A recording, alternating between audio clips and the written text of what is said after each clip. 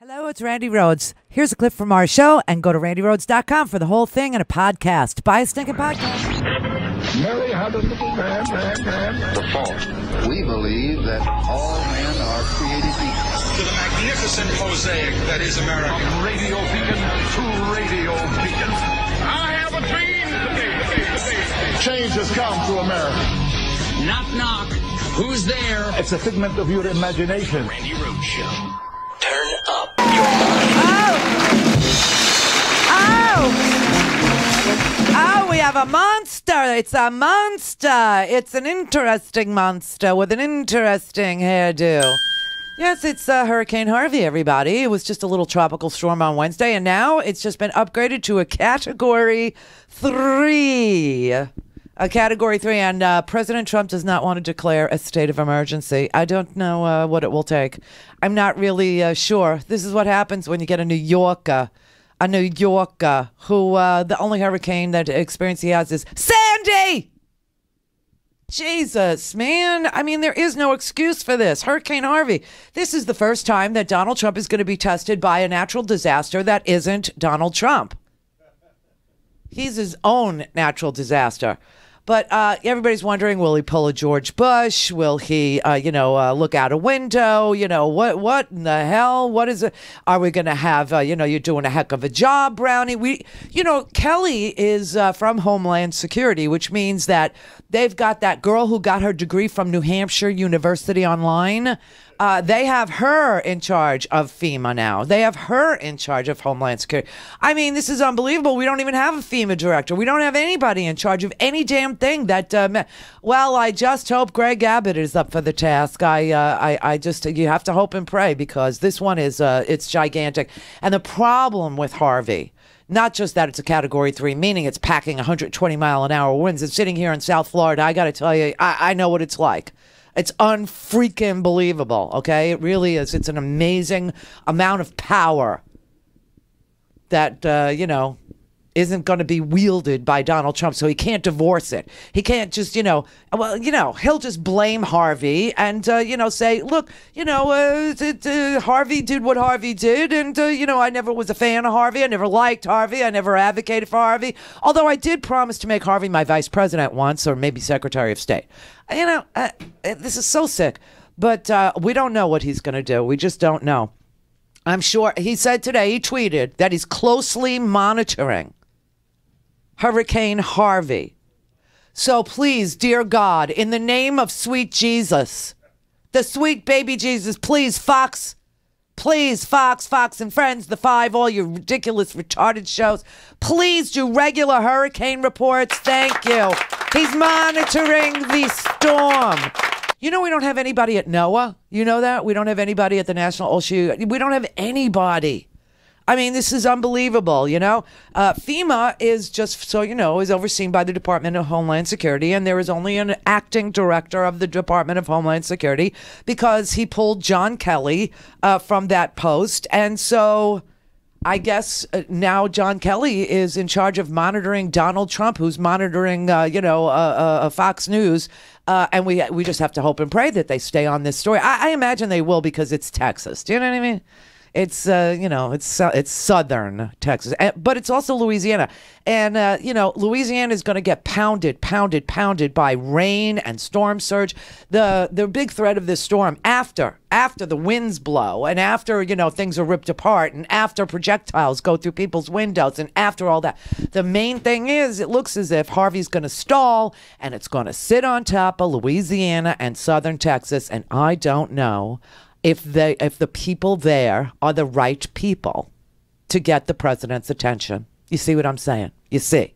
You understand? Because sure as anything, New Orleans is in this, and I got to say, they weren't the right people. Brownie, you're doing a heck of a job. Yeah, they weren't the right people. Remember Kanye, before he went crazy, he said George Bush does not like black people. So we're just going to have to, wait and see what the commander guy does. I'm a commander guy. Yes, sir. I mean, it's like a redo. But Sarah Sanders, to reassure those people in Texas who voted for the Donald Trump, she said, we are in great shape. having General Kelly sitting next to the president throughout this process. But wouldn't you feel more secure if it was just General Kelly and not Donald Trump? Wouldn't you just feel better if it was General Kelly in charge? I mean, it's amazing. The National Oceanic and Atmospheric Administration, NOAA, which, you know, they're going to flood, so NOAA's a good name for them. They actually monitor the storms. They have no one in charge. Nobody has been nominated even to NOAA. So I wonder if Brownie is available. Brownie, you're doing a heck of a job. He did such a good job in Katrina that it's kind of hard not to, wonder. This is unbelievable. We used to have this great guy. I don't know if you remember him, but remember James Lee Witt? He was in charge of FEMA. This guy was awesome. He was amazing. Amazing. And ever since then, it's been Brownie, and then we hadn't really had a hurricane since 2005. And now all these years later, we have Donald Trump monitoring Fox News, and his thumbs are ready on the Twitter. His thumbs are ready to tweet. This is crazy. Oh, you know who else quit? The White House Director of Rapid Response. The White House Director of Rapid Response quit his job. That was rapid. His name's Andy Hemming, and he left his job on Monday, but it's only just coming out today on Friday. So I guess that was an example of why you need a director of rapid response, because we didn't hear about the rapid response directors, quitting until 5 days later, because there was nobody in charge of rapid response. You see what I mean? Actually, that was a really, that was a misnomer. That was like a really advanced title for some. It was kind of like an oxymoron title, because his job was to go troll and find good news about Donald Trump and report it rapidly. That's what it was. It was rapid response to negative news about Donald Trump. And I don't know if the guy got so overwhelmed that he was having panic attacks because he couldn't find anything, or I don't know if he was just, he just collapsed in place because he was searching so hard and couldn't find. But I will tell you that all this guy is going to get for his time at the White House as the director of rapid response with good news to counter the bad news about Donald Trump, he's going to get a lot of laughs, everybody, at cocktail parties across D.C. when he tells people what his job at the White House was. And that's what were you in charge of? Well, I was Donald Trump's director of rapid response. And they're going to say, oh, really? What were you responding to? I had to respond to all the negative, press about Donald Trump. Yeah, how'd that work out for you? I mean, he's just going to get belly laughs at cocktail parties. And so we have nobody in charge of anything. So you got to hope and pray that Kelly is up for the task, because I know that he's very busy redacting news so that Donald Trump doesn't see it. I swear to God. General Kelly is now, well, when he first came on board, it seems like forever ago, but it's only like 3-4 weeks ago. When Kelly came on board, he was looking for new ways to manage the president, which is hysterical because he's unmanageable. Because it's like, you must have respect for kindergarten teachers now, and first grade teachers and preschool teachers, because having Donald Trump in the White House is like what they do all day, except they can go complain to parents. Do you know what I mean? And they have the option of kicking that person out, of saying this child does not play well with others. And so, I remember when I was in nursery school, I failed scissors. Yep, I failed scissors because I cut a boy's hair off. Yeah. So they kicked me out, and I ended up in Miss Ricky's School of Dance instead, to get all my energy out. My mother was very smart. She understood she needs to move. She can't just, yeah. So I felt it, and then, they kick you out, but you can't kick out Trump. So Kelly is kind of stuck managing without that tool in his toolbox, which is really freaking sad. So what he's decided to do was he's decided to redact news that Donald Trump will react poorly to. He's actually managing the information flow to the desk of our president because he doesn't trust the president to react in a mature way if he reads anything about him that is negative. And of course, the person who was, charged with responding rapidly to this bad news, that Donald Trump is not going to have a tax plan. Do you know that? Donald Trump is, didn't have a health care plan, even though he told us his health care plan would be so easy. It would be so easy. He was going to have a health care plan. It was going to cover everybody beautifully, and it was going to cost a fraction of what it costs us now, and it was so easy. It was going to be so easy. And, of course, he had no health care plan, and now he has no tax plan, and people are actually gambling now with their money on whether or not the president will cause the government to shut down if he doesn't get his billions of dollars for his stupid, stupid wall. I don't think we're going to have a problem with immigration in southern Texas, do you? Yeah, I don't see that happening with Harvey and all. It's going to be underwater for a really stinking long time. Oh, my God. And what is Fox News covering? This is why I'm praying that they cover this storm so the president will be able to see it, at least, and react. I can't say appropriately because there's nothing he does that's appropriate, but they are covering the racist, swear to God, NFL players and much more racist.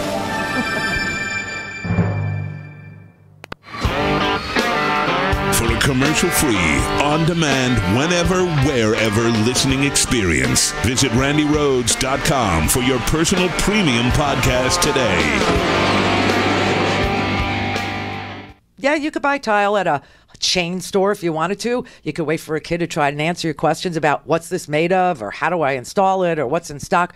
But what if you wanted serious craftsmanship? What if you wanted custom design, handmade, to order from your imagination, or an inspiration photo that you love? Probably you think you can't anymore, but I did. When it was time to shop tile, I came across a family-owned business that still handcrafts each and every individual tile, matching your colors, your inspiration, your design. Tempest Tile Works. They're based in Portland, Oregon, and they still handcraft the most magnificent tile. Let them match to your fabrics or to your countertops or to anything you can envision for your bath or kitchen. Teeny tiny tiles to oversized, their art or yours. It's all doable, it's all affordable, and it's all individually made just for your project. Visit Tempest Tile Works and look at their amazing gallery of designs and styles and give up the chain stores. Tempest Tile Works, custom made. TempestTileWorks.com.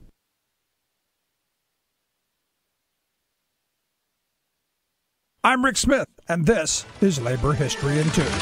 On this day in labor history, the year was 1819. That was the day that Alan Pinkerton was born in Glasgow, Scotland. His father was a policeman who died while Alan was a boy. This left the family in poverty. As a young man, he became involved in the Chartism movement. This reform movement hoped to expand the political rights of the working class in Great Britain. Alan had to flee his homeland to avoid arrest because of his involvement. This led him to Chicago. It is a great historic irony that Alan Pinkerton came to the United States because of his involvement in a working class cause. Today, Pinkertons are often considered some of the greatest armed foes against unionism in U.S. labor history. In Chicago, Pinkerton became involved in law enforcement and then formed his own detective agency. The Pinkerton National Detective Agency made its name working against railway thefts, but it became most notorious for opposing the labor movement. Pinkerton spies infiltrated labor meetings for company owners, worked as hired guns to stop union organizing, and protected strikebreakers. Alan Pinkerton died in 1884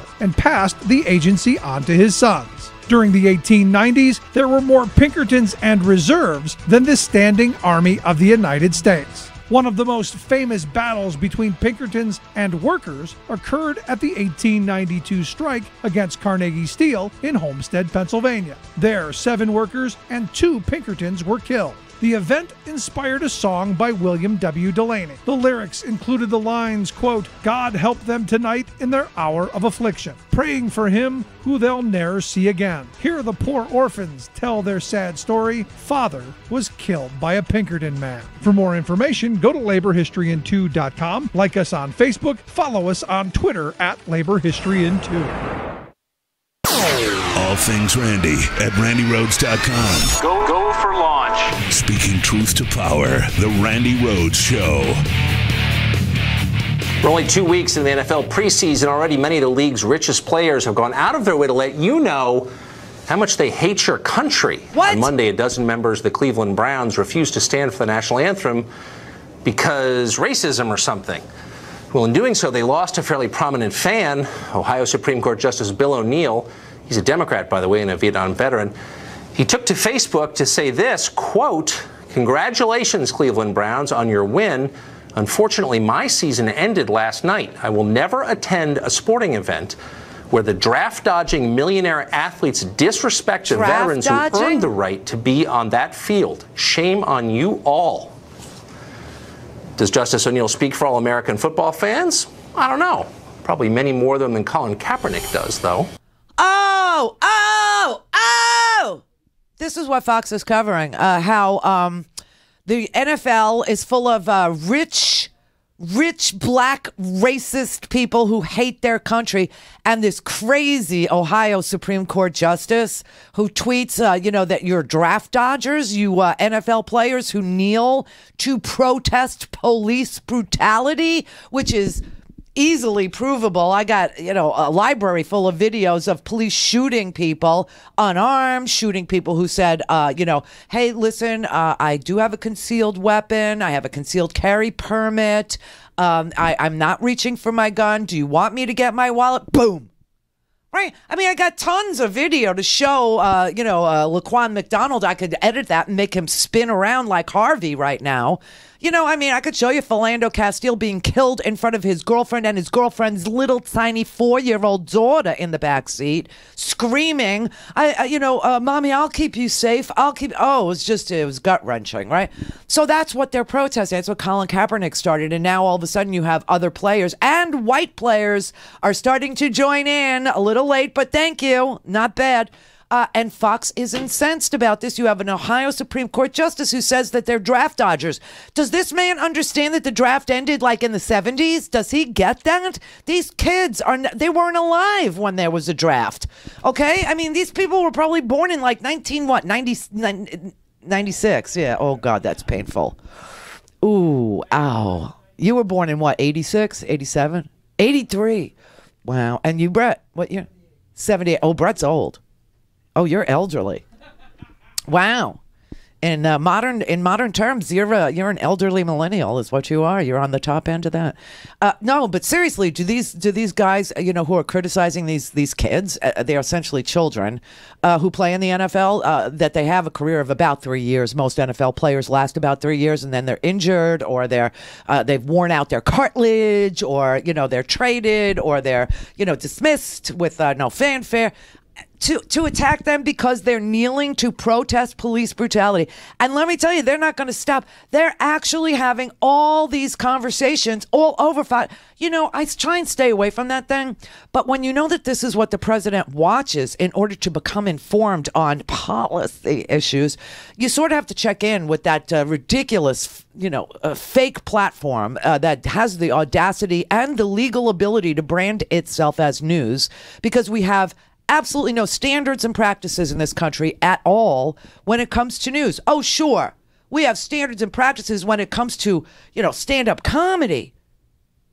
Can't say the P word, can't say the C word, can't say this word, can't say the T word, can't say, the CS word. Plenty of things you can't say, right? Plenty. But when it comes to branding yourself news, wow, anybody can do it. As long as you can pay for it, you can brand yourself as news. It's really pretty disgusting. But this is what they're doing. It's so. And you know what? There's no racism in football. All the black student athletes are dominating, and they're all going to play in the NFL, the good ones, and they're making $1 million. So let it slide. There's no racism in the NFL because the players are black. Wait a minute. I think he's confused. It's not that there's no racism in football. There's no crying in baseball. Oh. There's no crying in baseball, and there's no racism in football. Oh, I get it. What the F, people? Apparently, if you make a certain amount of money, then the police aren't going to shoot first and ask questions later, because they're going to know what your 401k has in it, or they're going to understand what your bank balance today was, or they're going to look at your FICO, they'll know your FICO score, and they'll see that you're one of them now because you make $1 million? What really? What is this assertion that there can't be racism in football? First of all, whoever said there was no racism in football? Why are they commenting like this? What is wrong with them? I can't understand for the life of me. I mean, you get a guy who's out of uniform, no matter what uniform he wears, whether it's a police uniform, whether it's a military uniform, or a football uniform. Once he's out of uniform and he's black, there's racism. And God help him if his name is a little complex or a little simple, like Johnson. He's getting purged off the voter rolls, which is racism. It's institutionalized racism. And of course, this all started because of their love of the Confederacy. I mean, this is really twisted. Check this out. This was a debate that Katrina Pearson, you know who she is, right? Katrina Pearson. She's one of the few dark-haired girls who will, defend Trump no matter what happens, no matter what he says, no matter what he does, no matter how disgraceful he is, no matter how disgusting he is, no matter who he grabs, no matter who he pops a Tic Tac for, no matter what he does, right? So you had Katrina Pearson arguing against a professor who happened to be a woman of color who was trying to explain why Confederate statues are, let's just say, insensitive to the people who still suffer from institutionalized racism, okay? Confederate monuments came after the South lost the war. 650,000 people died, and the Southerners were considered treasonous. On top of that, this sprung up after December 1865, when the Ku Klux Klan actually was trying to revolt against black political power that came about during the Reconstructionist era. So this is not a symbol of patriotism. This is a symbol of hatred and division. And while it is a piece of American history, it's not necessarily the good part of American history. It's actually nefarious. So it doesn't deserve a place on state grounds. It deserves a place in museums, and that's where they need to be. It absolutely deserves a place because bad history is still good history for this country. Slavery is good history. Where we are today. Absolutely. Slavery is good history. Absolutely. During those times, think about this for a second. Where would we be today if not for that Civil War? Where would we be without slavery? Are you serious? Do you hear what you're saying? Even know how special and how wonderful this country is. How special slavery is? Do you know how many people died? Absolutely. Do you know how many people died? Ladies, listen to me, please. It's clearly a heated topic, Katrina. Katrina, it's clearly a heated issue. Ainsley, this is no one is racist. No one believes in racism. No one is racist. Let me talk, please. Let me talk, ladies. Absolutely not. Katrina, this country was founded on slave owners who actually put in a place to change the laws and to make You're completely out of the line. Okay, and the fact you just came on national TV and said slavery was okay, that's very, slavery was that's what you just said. No, that's what you just said. Ladies, I'm letting you have a chance to talk. Could I please ask a question?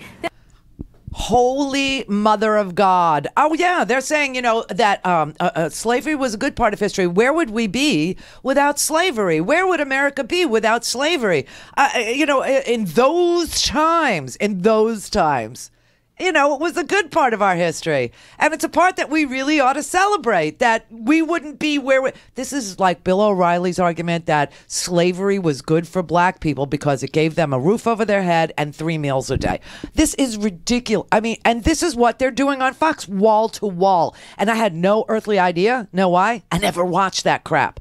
Okay? But once a week, you got to dip on in and see what they're covering and what they're not, especially when the president has gone off the rails after Charleston and gone off the rails in Phoenix this week and has displayed to us that he's Sybil, okay? Displayed to us that Jekyll and Hyde. Oh, please. Like I said, he's only Jekyll and Hyde. If Jekyll was a complete, moron, and Hyde was a racist. That's the only way he's Jekyll and Hyde. He's Sybil, man. He's got all these people living inside of him, and he pulls up a character to do battle with the world, and a different character depending on the situation that he feels is threatening to him. I mean, that's what Sybil is. That's what schizophrenia is. You invent these characters to take the pain for you. I mean, honest to God, man. So this is what they're covering? Oh, my God. Watch this. Again, I don't believe it's a symbol of racism. I don't believe it's a symbol of slavery. That's my personal view, but how they feel is their business. But it would be ludicrous for me to tell you how they feel. Hey, I get down the street, I see Martin Luther King. I shouldn't have said it. Martin Luther King. Yeah, you want to hear? Okay, okay. Let me explain to you. This is a guy named Russell Walker. Russell Walker is suing the state of South Carolina because he thinks the Confederate flag that Nikki Haley pulled down when she was governor, he thinks that it was the wrong decision, and he thinks that there was nothing racist at all about the flag of the traitors of the Confederacy, this army that picked up arms and went to war with the United States of America in order to keep the most perverted economic system ever invented by evil men, slavery, alive. And that flag was their battle flag, okay?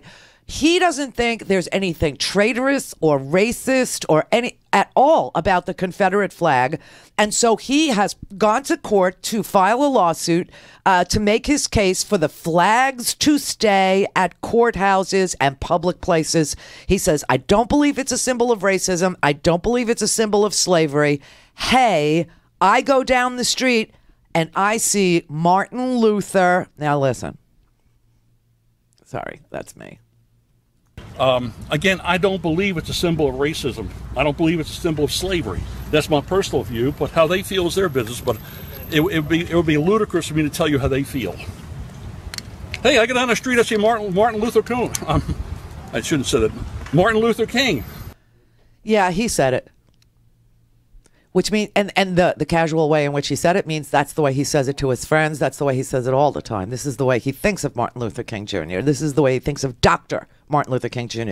This slob of a man has the nerve to denigrate Dr. Martin Luther King Jr. And this is on Fox. I mean, this is what they do. I mean, should I rip the signs down or insist that they take Martin Luther King Street down and all the rest of that stuff?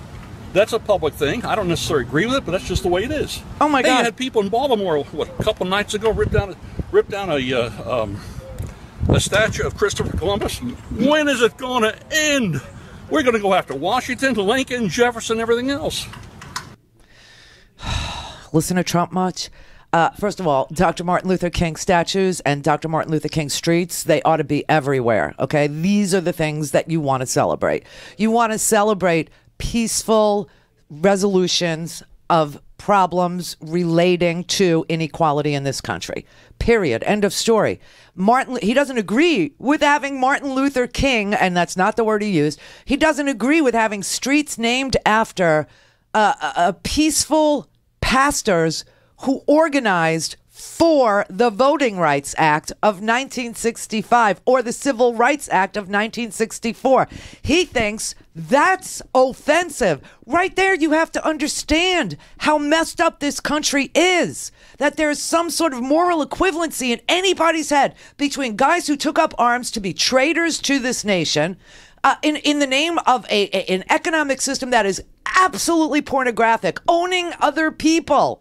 I mean, listen, if you're into that, there are websites for you. Might I suggest kink.com? Thank you. If you're into that. But remember, it's got to be with a consenting adult.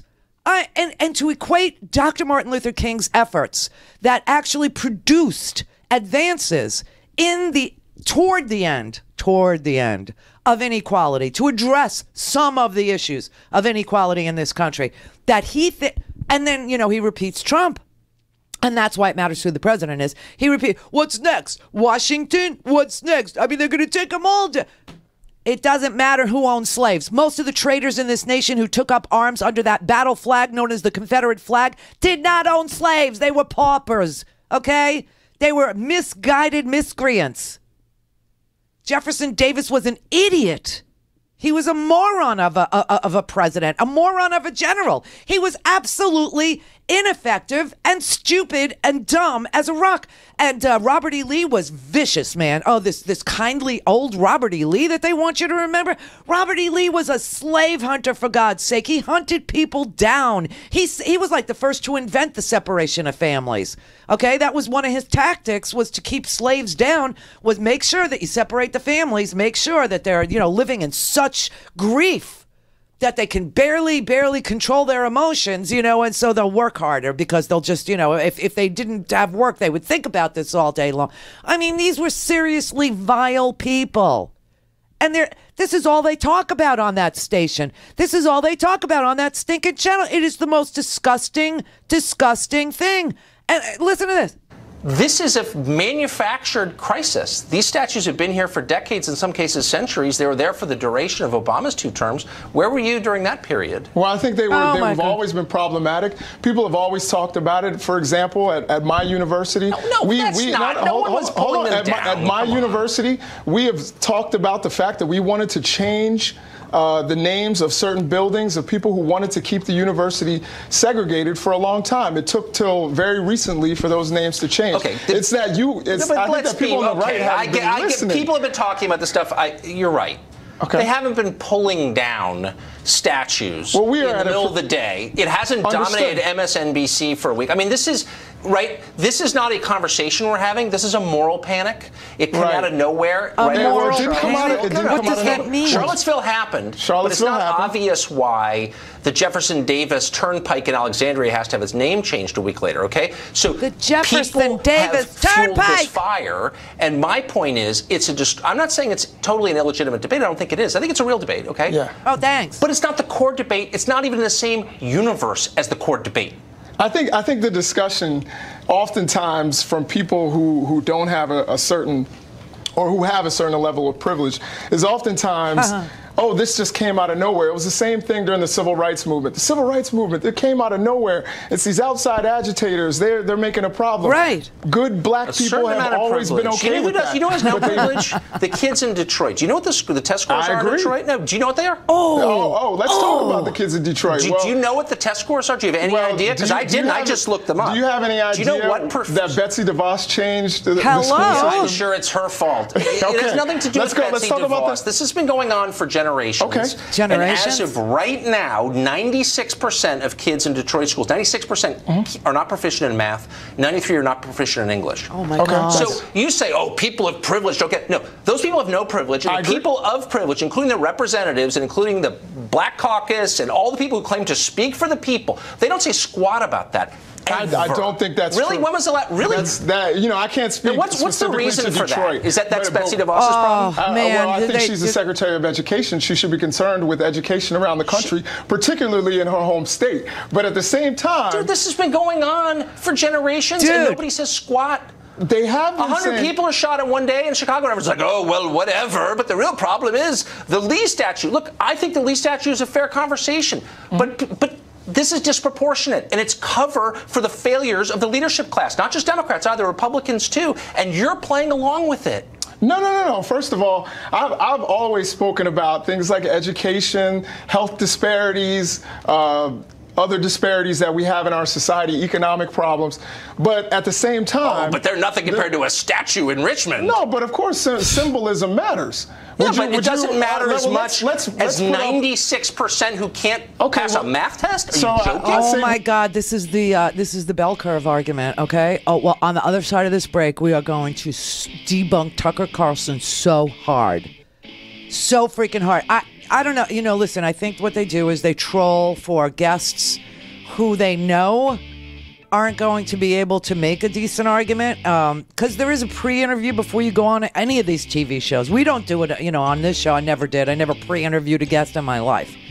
But they do it, and I know because I've been booked a million times, okay, on, CNN, and I've been on Fox, never MSNBC. But they do a pre-interview, and they ask you questions, and then they see what your level of information is on a particular subject. Tucker Carlson either knew this guy didn't know jack crap about Detroit, or the producer specifically told him, we're not going to go there, and then he's not prepared for it.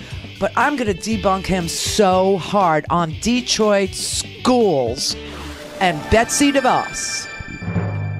Clear for takeoff. Randi Rhodes Air Force. Air Force. RandiRhodes.com.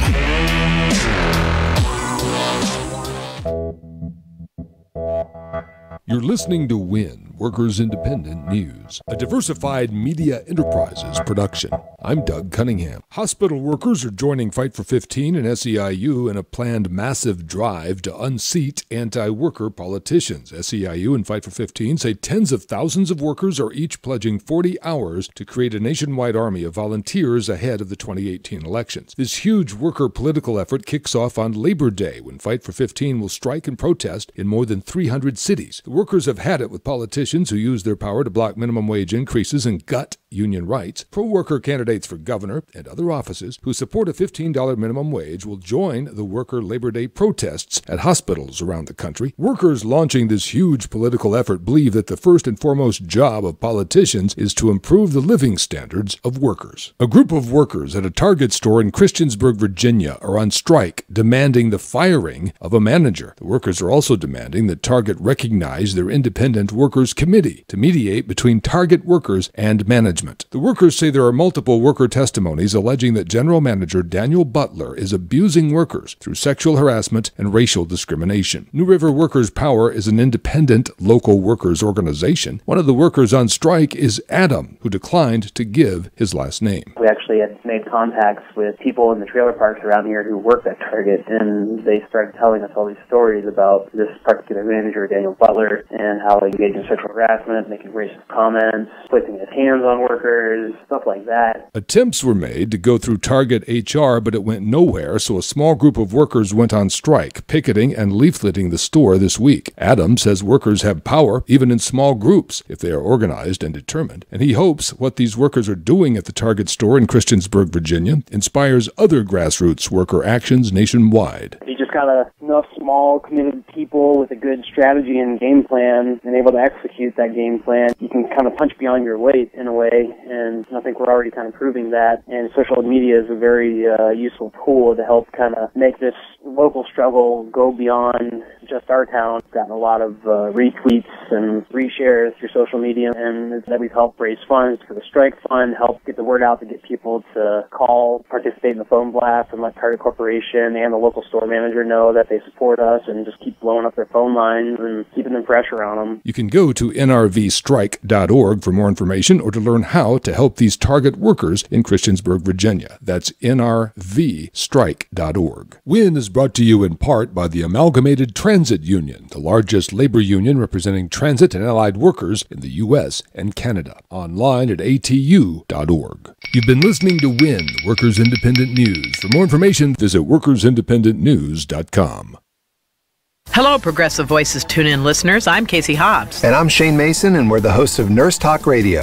Here's what we're talking about this week. Medicare Advantage spends less on care, so why is it costing so much? Well, isn't that the big question for everybody? Medicare Advantage, there's a lot of folks who really like being on Medicare Advantage plans, and they originally were designed to really save the government money because people could sign up to be in essentially a managed care situation with their Medicare coverage. So how many enrolled as opposed to regular Medicare, and do people really like it who are on it? Absolutely. People really love it who are on it. And I've heard reports vary on how many people in raw numbers are on the plan, but there are as many as, 30-40% of the people who are on the Medicare program, whether that's disabled people or whether that's people who are more standard Medicare eligible, sign up for these Medicare Advantage plans because they would like to have access to a little bit cheaper out-of-pocket costs for themselves. Because if you just are a straight Medicare patient, as many people know, you're going to have some co-pays and out-of-pocket expenses that go along with it. You're going to be covered for anything major, but you're going to have some out-of-pocket expense. So people often sign up for these because they say, hey, this is great. They're going to cover more of what I might have to pay if I get sick or if I have a chronic illness, and it's not going to cost me anything, so why not? The first clue to all of us should be that any time an insurance company isn't charging us for something, They're not doing this out of the goodness of their heart. They're getting money from somewhere. Check out our show at nursetalksite.com and listen every Saturday and Sunday right here on Progressive Voices. The Randi Rhodes Show is live on RandiRhodes.com and the free Progressive Voices app for Android and iOS. Visit the App Store or ProgressiveVoices.com now. Believe me. Okay. So you say, oh, people of privilege don't get... No, those people have no privilege. And the people of privilege, including the representatives and including the Black Caucus and all the people who claim to speak for the people, they don't say squat about that. I don't think that's really? true. When was the last... Really? I can't speak what's the reason for Detroit. that? Is that's Betsy DeVos's problem? Well, I think she's the Secretary of Education. She should be concerned with education around the country, particularly in her home state. But at the same time... Dude, this has been going on for generations, and nobody says squat. They have 100 people are shot in one day in Chicago, and everyone's like, oh, well, whatever. But the real problem is the Lee statue. Look, I think the Lee statue is a fair conversation, but this is disproportionate, and it's cover for the failures of the leadership class, not just Democrats, either Republicans too, and you're playing along with it. No. First of all, I've always spoken about things like education, health disparities, other disparities that we have in our society, economic problems. But at the same time... Oh, but they're nothing compared to a statue in Richmond. No, but of course symbolism matters. Yeah, but it doesn't matter as much as 96% who can't pass a math test? Are you joking? Oh, my God. This is unbelievable. It's been going on for generations. Black kids just can't learn, and the Black Caucus goes along with that idea. All right, let's review this article that we covered this when Betsy DeVos was being confirmed for Secretary of Education. A lot of people out in this audience especially were very aware of her. They understood who she was. They understood what she does. But for those of you who don't remember, Betsy DeVos for the last, at least 20 years, Betsy DeVos is a billionairess, okay? A billionairess. She is from Michigan, and she has been active in education reform for decades, although she has no qualifications in education whatsoever. It's just like a pet project for her. It's like some women, cross stitch, some women, needlepoint, some women macrame, some women knit, some women, they go hunting with their husbands. Other women, join them for golf. Oh my God, Betsy DeVos's hobby is diddling with education. She has zero experience as an educator. She's never even been in a classroom, okay? She didn't go to public schools. But for all these many years, I mean decades and decades, Betsy DeVos, who was the Republican Party chairwoman in Michigan, started screwing around with schools in Michigan. And because she was a billionairess and she gave millions of dollars to Republican politicians in the state, they would turn over public school money to her to start charter schools that had zero standards, just like Fox News has no standards, no practices. The charter schools in Michigan have absolutely no standards in order to continue to operate and take public school money out of the public schools and give it to private for-profit charter schools. This is what Betsy DeVos was able to do with her billions of dollars, take public money out of public education and give it to private charter schools. In Brightmoor, which is a neighborhood in Detroit, there is only one high school left. Detroit Community Schools is a charter school that took all the public education money out of Detroit, okay, to the point where there's only one public high school left. They have been operating for 10 years like this way, and they have the most abysmal test scores.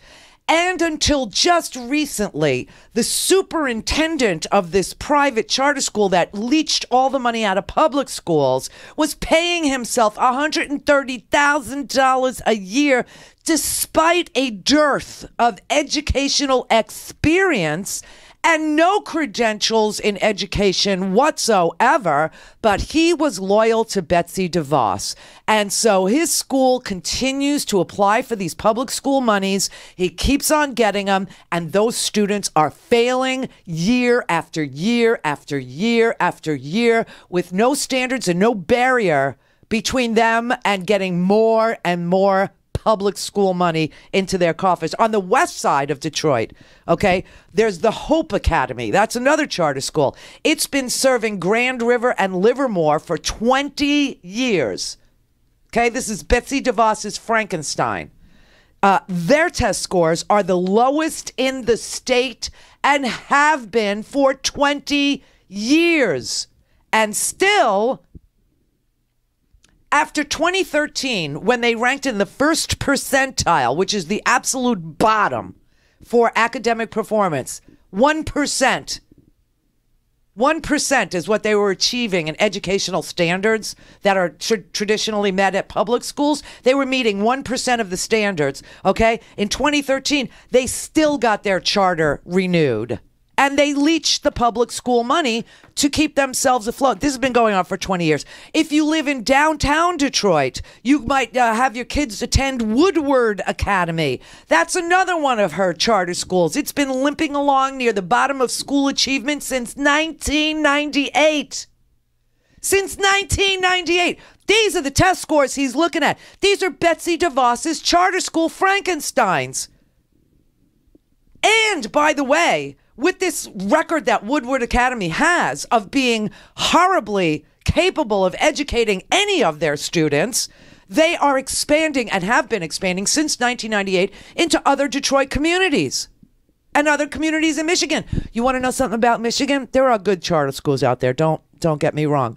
The good charter schools, the ones that apply standards to themselves, that have, they say, well, at least we have to have, 80% of our students reading at grade level. We'd ideally like to see, 85% of our students reading above grade level. We'd like to see, 85% of our students, performing in math, 2 grades above grade level. They set standards for themselves, okay? Also, the high schools set standards of college admission and things like that. These schools do nothing.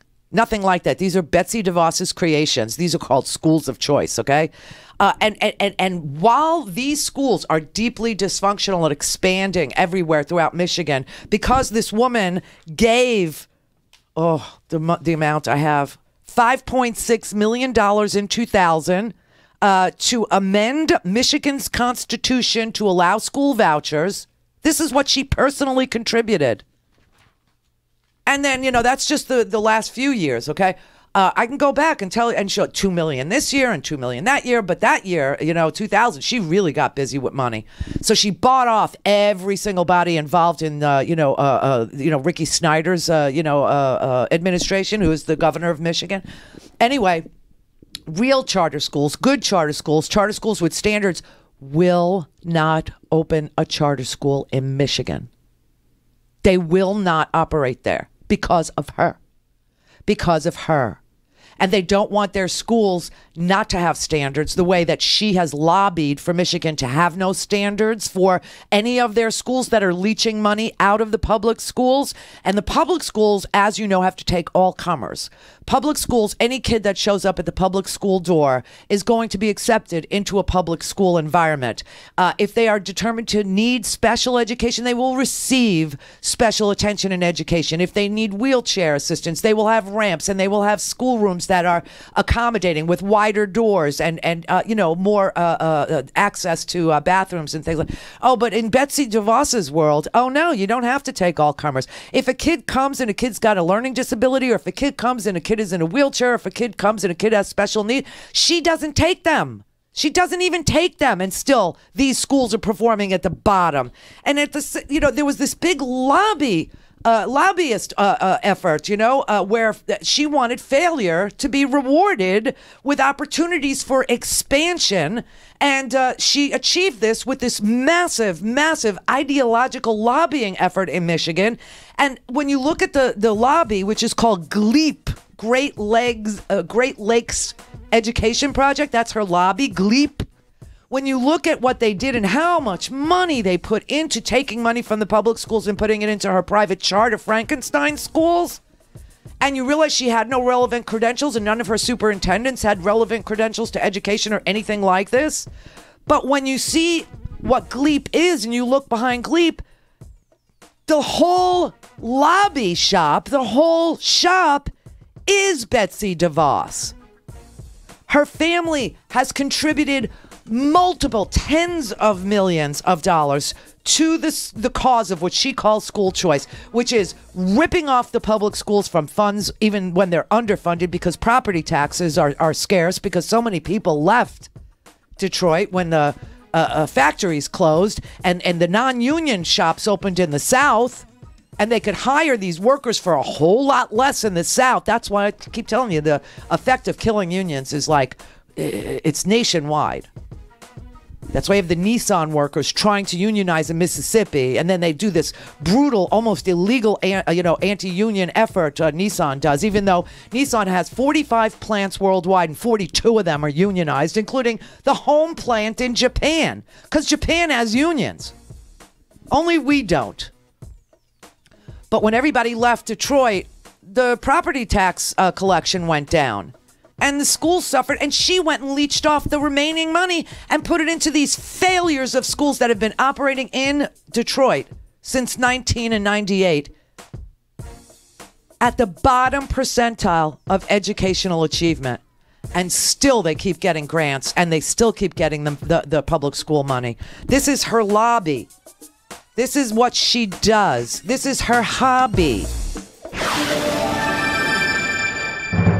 The Randi Rhodes Air Force. The Randi Rhodes Show is live on RandiRhodes.com and the free Progressive Voices app for Android and iOS. Visit the App Store or ProgressiveVoices.com now. This is the top of the hour from the Progressive Voices channel on TuneIn. Instead of commercials, you've got progressive news and interviews right here at the top of the hour. Hello, Progressive Voices TuneIn listeners. I'm Casey Hobbs. And I'm Shane Mason, and we're the hosts of Nurse Talk Radio. Here's what we're talking about this week. So there seem to be a lot of myths out there about naturopathy, and can you do a little myth busting here? Our treatments address the root cause of the disease, so we don't suppress symptoms, which might reappear later and would make the patient need to get treated again. And also, naturopathic doctors are really excellent at preventing diseases. And since the goal is to identify and treat the cause, naturopathic doctors avoid treatments that obscure the cause by suppressing the symptoms. So rather than giving a patient a medication that treats one thing that can cause many side effects, we address any obstacle to cure they might have had, such as a bad diet or a sedentary lifestyle, and recommend herbs and supplements that will support the body but also treat the condition. We believe that the body has the innate ability to heal. So if we remove something that is preventing the body to heal, then the body will naturally heal itself. And something else that most of us are familiar with is the idea of first do no harm. So talk about how these guidelines are employed in your own practices. Exactly. So kind of like what I just talked about, where we identify the cause and we treat that. So first do no harm. We think, okay, what is the body needing? What is preventing the body from doing its best at living life, at doing everything that it's supposed to do? And instead of giving the person one type of medication that can cause more side effects, leading the person to take another type of medication, what we do are natural and will stimulate the body's natural healing abilities, so that the body can heal itself naturally, so we don't have to worry about giving the body other types of medication, which would lead to more side effects. What's the barrier with being able to charge insurance? That's mostly politics. As the medicine grows, advocacy kind of comes in, and it's mostly patient-driven as they start to pressure insurance companies and carriers to license and accept naturopathic doctors, then eventually we'll be able to contract with them. Can you talk about the vitamin C IV therapy that I had and how it works on cancer cells? So vitamin C, also known as ascorbic acid, is a nutrient that most humans must get from food or dietary supplements since we are not able to make it in the body. And when it's taken intravenously, so through the vein, through an IV, the body is able to tolerate much higher levels than if taken by mouth. So in high-dose vitamin C, it's been studied as a treatment for patients with cancer since the 1970s. And studies suggest that these higher levels of vitamin C may cause the death of cancer cells. So without going into further detail, the anti-cancer effect of vitamin C in different types of cancer cells involve a chemical reaction that makes a product called hydrogen peroxide in the body, which may kill cancer cells. But it's very safe for cells that are non-cancerous.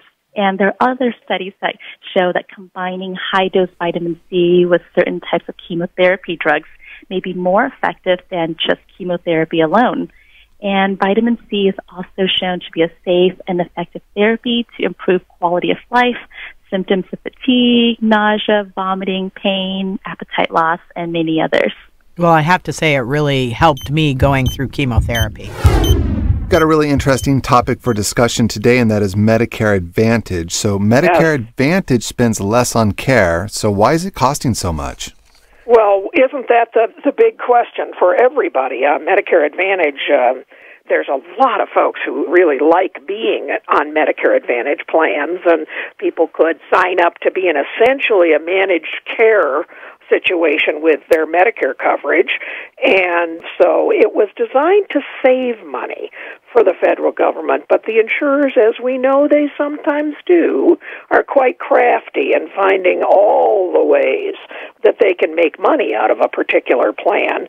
For instance, the government reimburses them for administration and for marketing costs, and they give them access to funds. They used to be a 14% additional payment that went to them before the Affordable Care Act started to ramp that down a little bit, but still, they're still making a lot of money. So how many enrolled as opposed to regular Medicare, and do people really like it who are on it?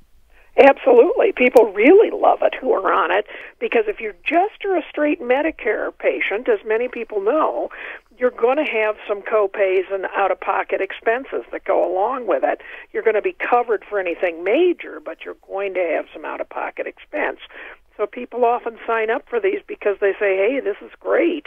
They're going to cover more of what I might have to pay if I get sick or if I have a chronic illness, and it's not going to cost me anything, so why not? The first clue to all of us should be that anytime an insurance company isn't charging us for something, they're not doing this out of the goodness of their heart. They're getting money from somewhere. Check out our show at nursetalksite.com and listen every Saturday and Sunday right here on Progressive Voices. You've been listening to Top of the Hour on the Progressive Voices channel on TuneIn. Commercial-free interviews and exclusive progressive news and information at the top of the hour. Mary had a little man. The fault. We believe that all men are created equal. To the magnificent mosaic that is America. From radio beacon to radio beacon. I have a dream today. Change has come to America. Believe it. Knock, knock. Who's there? It's a figment of your imagination. Randi Rhodes Show. Turn up your mind.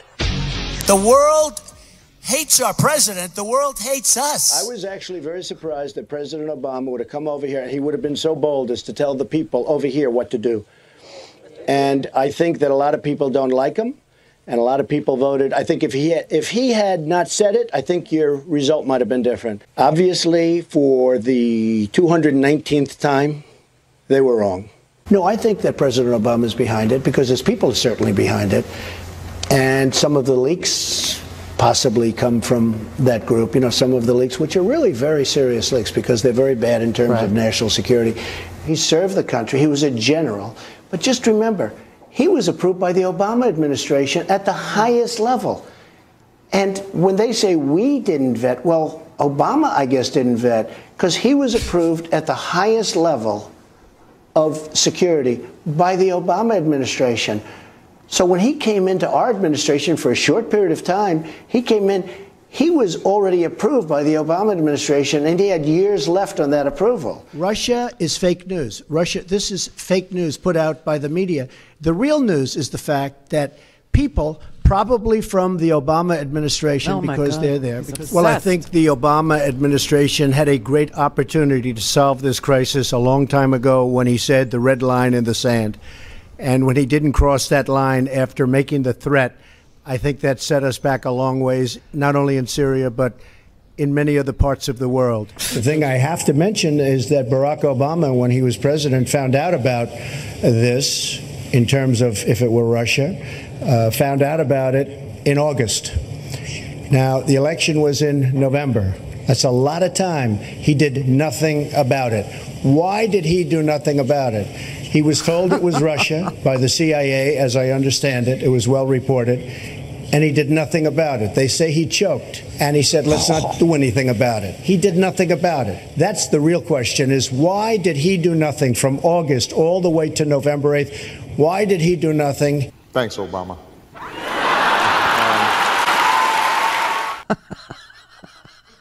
He's obsessed. He is obsessed with Barack Obama. There is no question about it. This is that man who is obsessed with his girlfriend's ex. Right. And no matter how many times she tells him that she's over him, he keeps scouring social media for him. He keeps comparing himself to him to the point where she finally realizes he's right. He was the better guy. And the eclipse analogy, can we just carry that all the way through that metaphor, please? Because that means he's the darkness who's blocking Barack Obama, but just for a short period of time, and then the sunlight comes back out. He didn't even finish the frame. I don't know what else to make of this. It is an absolute obsession with Donald Trump.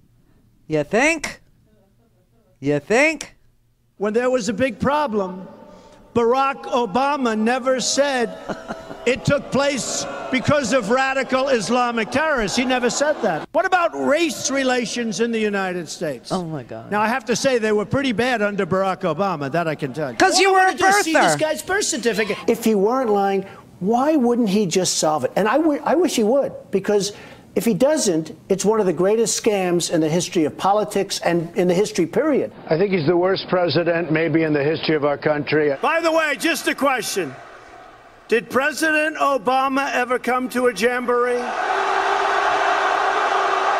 You're a genius.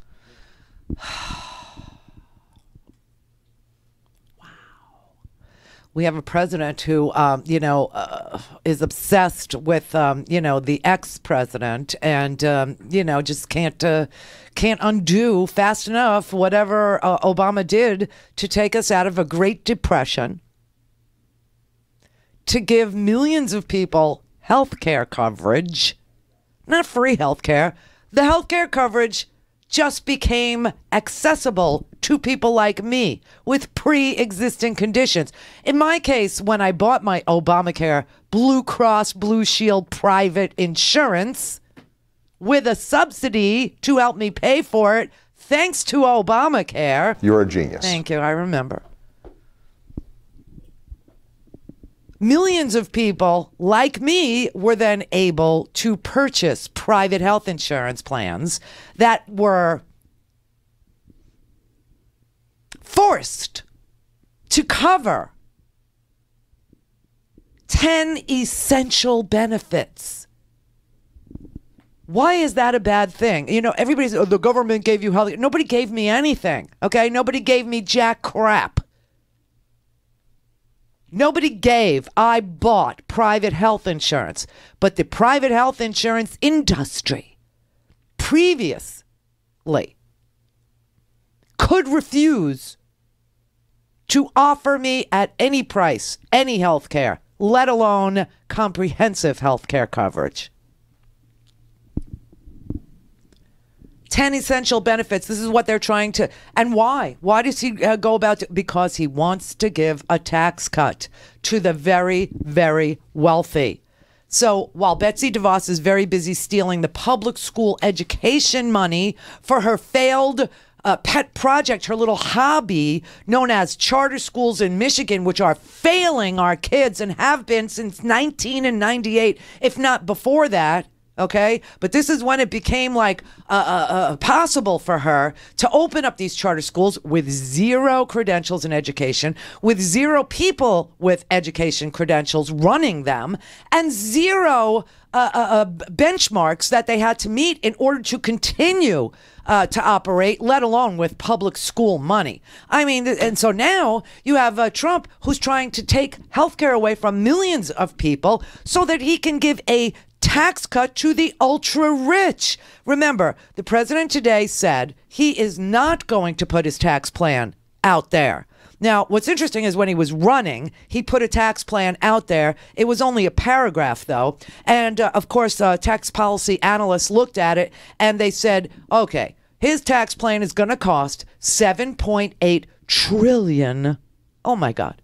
$7.8, yes, trillion dollars.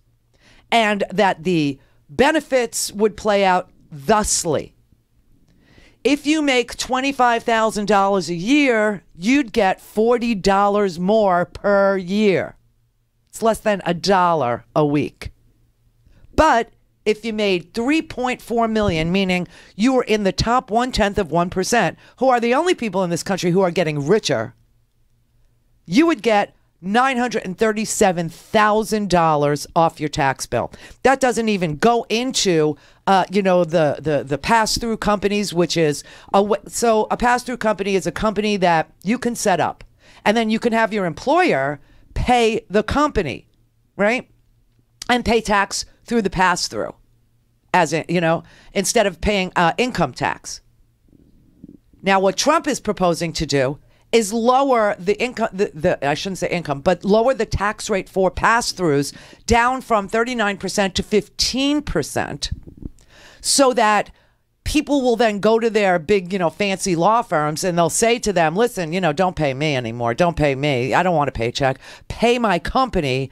And then my big fat salary will only be taxed at 15%.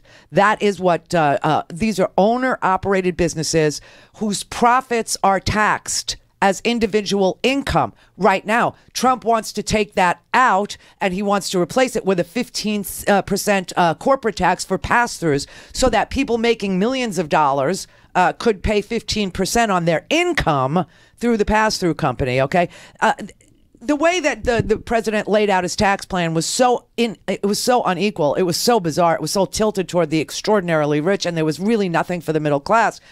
But he said that the way he would pay for this $7.8 trillion transfer of wealth to the richest Americans was 4% growth. Okay, I don't think we've seen 4% growth in this country since World War II. You can check. He'd also take away a lot of the deductions that ordinary people have, like you're able to deduct a portion of your state and local taxes. He would take that away from you, too. And he would cap the amount that you could deduct of mortgage interest. Right now, if you have a big house, you could take a mortgage interest deduction. You pay, not all of the interest that you pay, but a percentage of the interest that you pay, kind of offsets the total amount of tax that you owe. He wants to cap the amount that you can, claim as a mortgage interest deduction. So that's going to, affect ordinary people. And of course, the child care deduction sounds great. Sounds really great, but you have to have spent like $50,000 on child care in order to take that deduction. So, most people are out of that bracket, right? And of course, he wants to cut the corporate tax rate, which, corporations get away with paying zero taxes. We've gone over that a million times. You've got many, many multi-billion-dollar corporations who have figured out ways to pay zero, like GE, zero tax. They pay no tax in the United States of America. So he would like to lower the corporate tax rate up to 15%. Right now, it's 35%, but nobody pays that. Nobody does. I mean, that's why they hire, $1 million worth of accountants so that they don't have to pay taxes. And of course, he wants to do special interest tax breaks and targeted tax breaks and all this stuff. All right. So that was his little plan that he sent us. Right. And then when people started looking at it, he said, well, that's not it. That's not the whole tax plan. We'll come forward with our tax. Sean Spicer was still the secretary, was still the press secretary. And he said when he was asked last spring, where is the more specific tax plan, because the few paragraphs, it wasn't even paragraphs, it was bullet points. The few bullet points that he put out have been scored, and they'll cost almost $8 trillion, and there's, no way to pay for it and blow it. So Sean Spicer said that the Trump administration would play a leading role in crafting the tax legislation. Quote, obviously, we're driving the train on this. We will work with Congress. And then they asked Steve Mnuchin, whose wife, you can't buy taste. You just can't. Okay, can I just tell you this? Birkin bags are hideous. Oh, they're so ugly. Oh, my God. They look like little suitcases. Really? There are so many beautiful bags out there. I mean, really beautiful. Beautiful, beautiful. Some of them are expensive. Some of them aren't. But a Birkin bag is not one of them. And, you could pay $40,000 for a Birkin bag. I swear to God. And listen, I got to tell you, the bag with the Hermes scarf, with the white pants and the white, it's not a good look. And I know when that woman closes her eyes, she's shopping. She's not doing Steve. Because that is not a good-looking man. I'm so sorry. And he's got a twitch. God love him, but he's got a lip thing. It's very Tourette's-y. God forgive me, because I don't want to make fun of if he has a thing. But she's not going with him unless he's buying her $40,000 bags and, 15. Jimmy Choo's can be $1,500, okay? A pair of Valentino pants. Listen, I load up my shopping carts. This is what I do to relax, okay? There are some sites out there. Woo, there's Farfetch, and there's My Teresa, and there's Matches Fashions, where you can see videos of the clothes spinning around. Woo, you get to see everything. And it's like small, shiny objects fascinate me. I load the cart up. I load up the wish list. I go to the Real. I try to buy, used versions of it. I load up the cart. Well, they won't let you load up the cart. Real is very hip. Okay, the Real, I love that. It's consignment. It's super, super luxury consignment. It's Chloe, it's Chanel, it's Valentino, it's Hermes. But they won't let you load up the cart because they're very hip to girls like me. So they make you put it in your obsession. You have to say you're obsessing over this, and then they'll give you price reductions in your email when the price goes down and then finally, they hope you'll pull the trigger once, a Judith Lieber purse shaped like an egg. Why is that pretty? Or in the shape of a cat head? Really? For $5,000-$6,000 goes down to $131. See, that's when you'll pull the plug. I still have never bought one of those. But this woman is thinking about these websites when she's doing them. And he's fooling himself into believing she loves me. Stop buying her things and see how much she loves you. Tell her no. Put her on an allowance. Make her live on, $5,000 a month. To speak to Randi, call now, you bastards. 561-270-3844. Hello. Randi Rhodes. Air Force. Big protein, big flavor, big packs, little carbs. That's why my favorite snack is Herky Jerky. But you can't get the best stuff at the gas station or even in the supermarket. You have to order it online from the best purveyors of jerky I've ever found. Herky Jerky. Herky Jerky is the official snack of the Randi Rhodes Air Force, and it comes in elk, buffalo, beef, bacon, oh yes, bacon, hot, mild, or 14 other incredible flavors. And for the month of August, not only on the 4 new flavors, new beef jerky, but $5 off on all of the full pack products, the bacon, the venison, the buffalo, and the elk. It's Herky Jerky's 9-month celebration with the Randi Rhodes Show, and the Herky Jerky owners would like to thank all of the loyal customers who have supported us because they are a small business. So are we, and we are very grateful. Free shipping as always when you order 2 packs or more of beautiful venison, beef, buffalo, bacon, elk in big bulk packs. You get your money's worth and $5 off of all the full pack products. Just visit herkyjerky.com and enter promo code August. Hey, Progressive Voices listeners, I'm Rebecca Vallis, host of Off Kilter here on the Progressive Voices Network.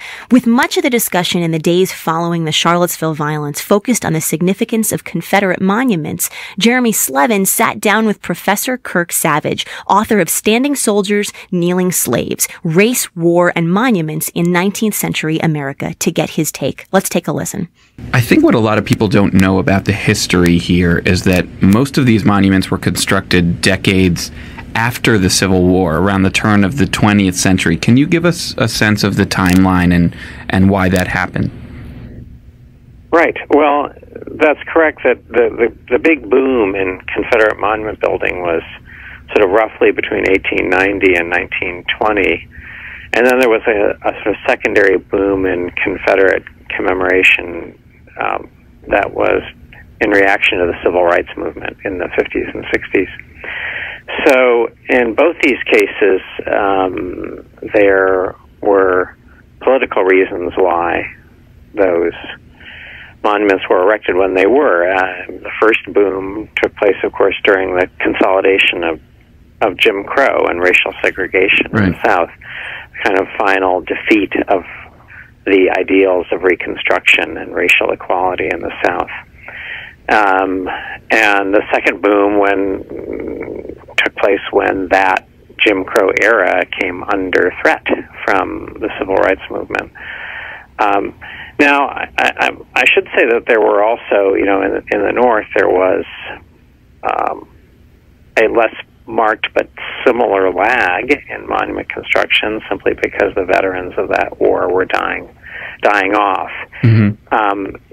But what really distinguished the Southern commemoration of the Lost Cause, the white Southern commemoration of the Lost Cause, was this systematic campaign to build monuments, rewrite textbooks, put Confederate flags and symbols in public schools.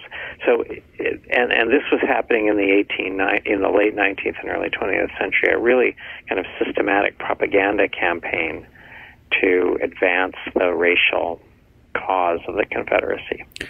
And the Robert E. Lee statue in Charlottesville was constructed in the tail end of that first wave, somewhere in the 1920s. Yes, right, in the early 20s, if I remember correctly. Yes, so I mean that's interesting in a way that it took them so long. Thanks for listening. For more Off Kilter, find us on the Progressive Voices Network and as a podcast on iTunes. Follow us on Twitter at Off Kilter Show and at Facebook.com/Off Kilter Show. Call in, connect. To speak to Randi, call 561-270-3844. 561-270-3844. Okay, before I go on with this ridiculousness about the tax plan, I need you to do something for me today. Two things, actually. The first thing is buy some herky jerky. It's like so damn good. I like the original, but some of you wanted it without nitrites. And of course, it's there. It's there, the beef ones in all different flavors. But Jason, who owns Herky Jerky, just emailed me and said his website's very glitchy today. He's not really sure why. So if you're trying to place an order, or if you were thinking about placing an order, or please place an order is what I'm saying, can you give him a phone call? 215-479-6280. Now, if you go to the Herky Jerky website, you'll see his contact information. You may not be able to place the order online today for your Herky Jerky, which you should be stocked up, Texas, on the Herky Jerky. It'll get you through this horrible, horrible monster of a hurricane because it stays fresh. But please buy some Herky Jerky. 215-479-6280. The other thing I need is I didn't bother you all this much.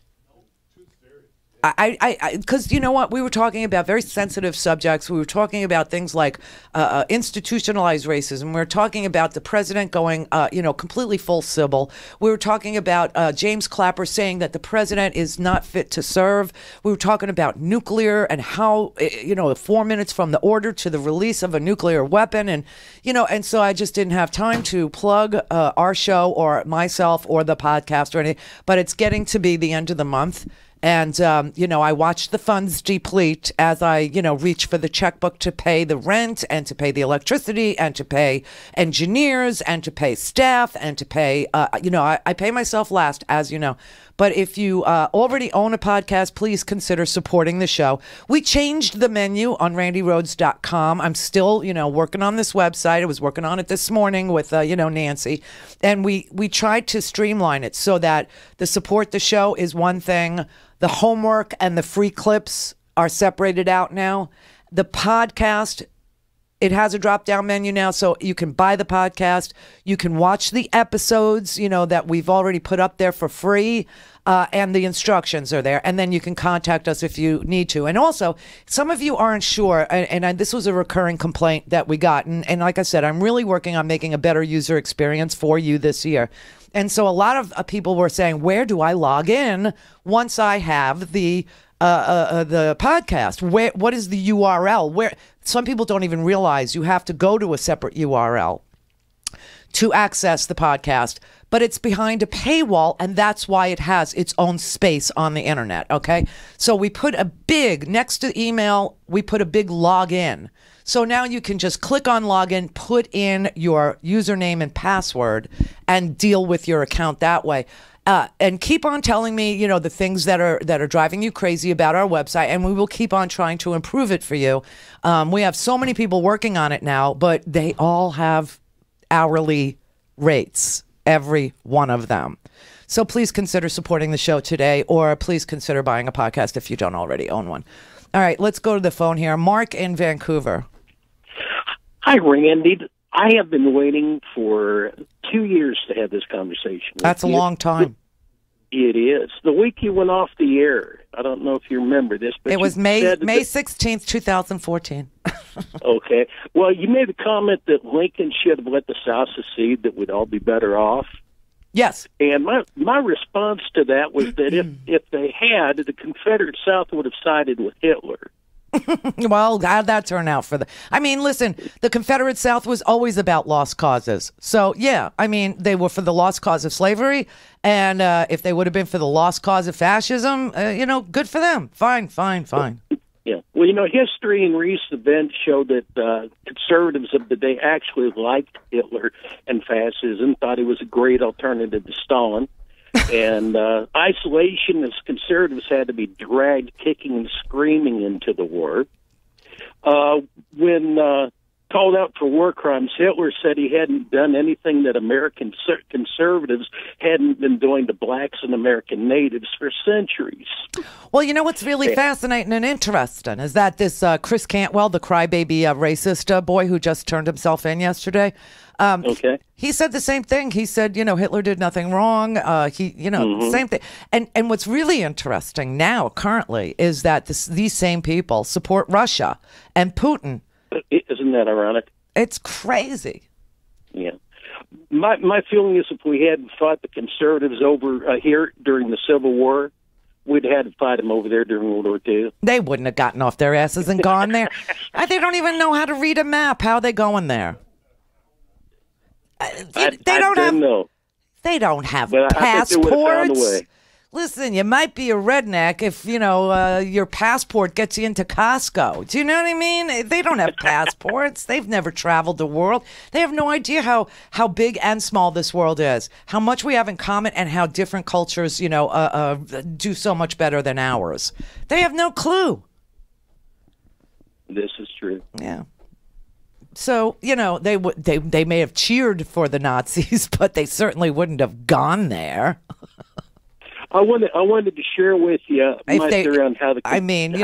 the guys that went there took government transportation to get there, right? That's true. And to tell you the truth, so did Steve Mnuchin's wife to go stand on, $1 billion worth of gold to watch the eclipse in, an outfit that must have cost over $100,000 worth of clothes that woman was wearing. That's crazy. I didn't see that. Oh, my God. She was wearing at least $100,000 worth of clothes. That's sick. Well, taking advantage of us and then flying on government airplanes for her day trip to Kentucky, to Fort Knox, so she could stand on top of the gold and watch the eclipse. Unbelievable. Yeah, and Mnuchin is the guy who's supposed to put out the tax plan, right? That's his job.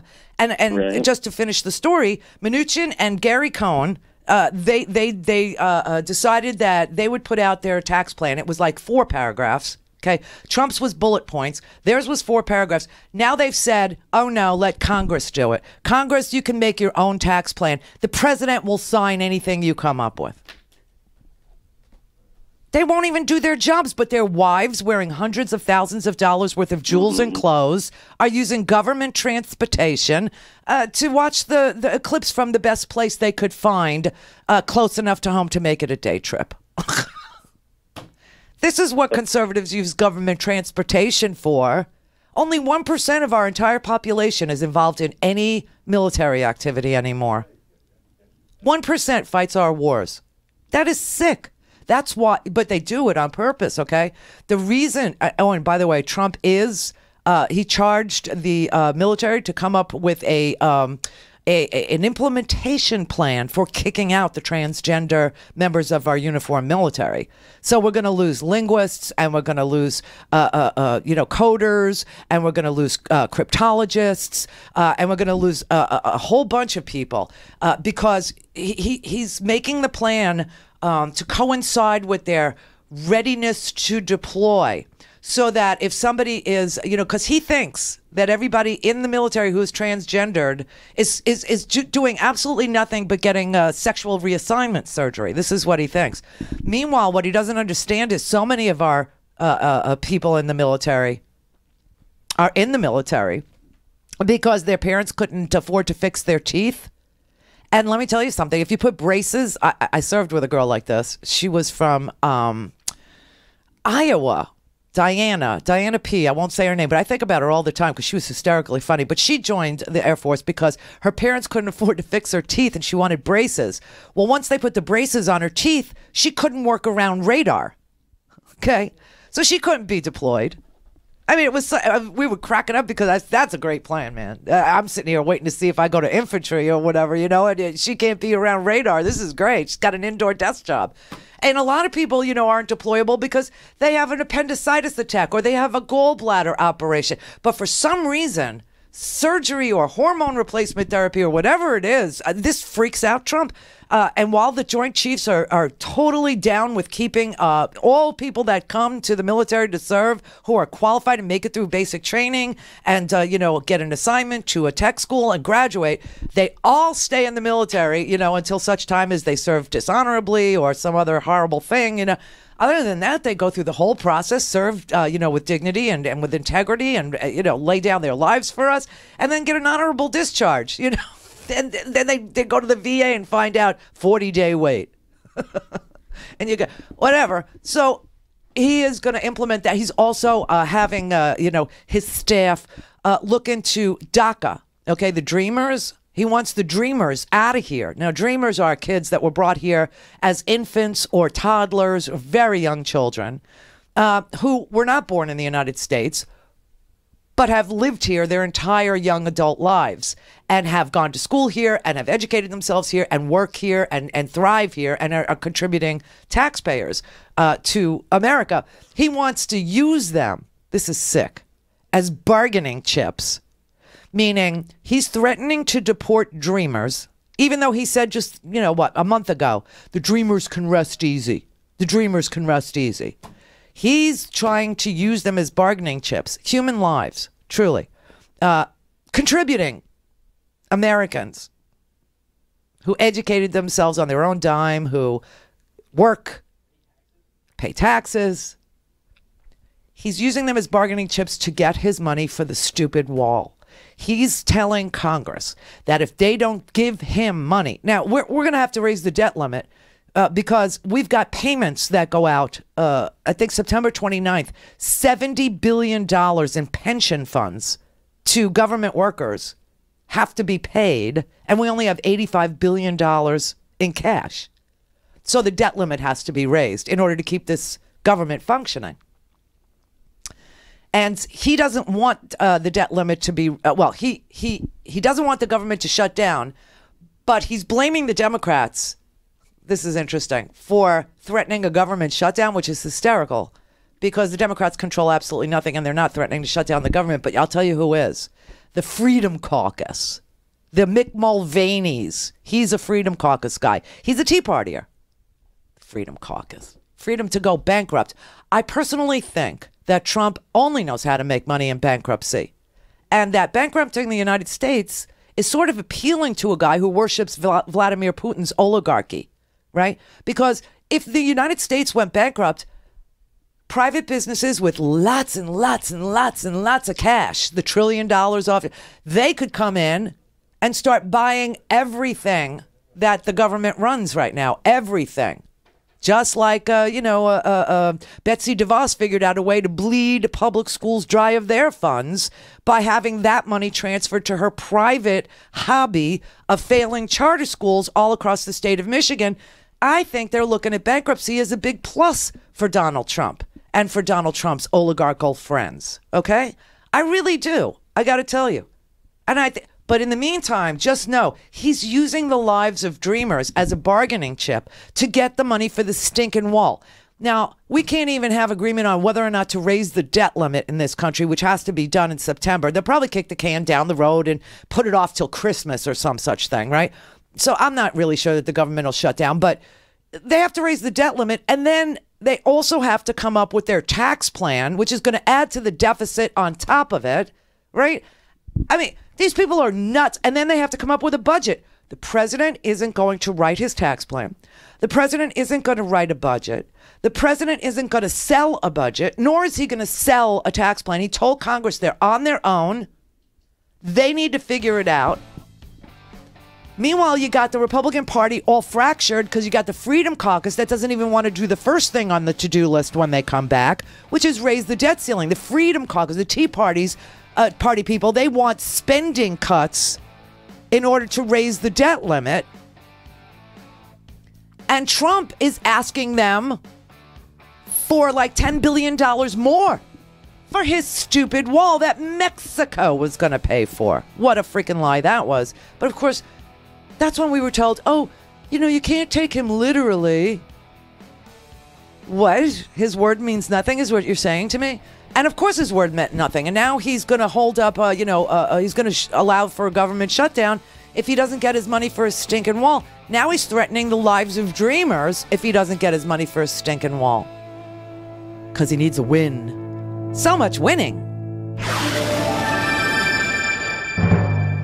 To speak to Randi, call now, you bastards. 561-270-3844. Hello. The Randi Rhodes Air Force.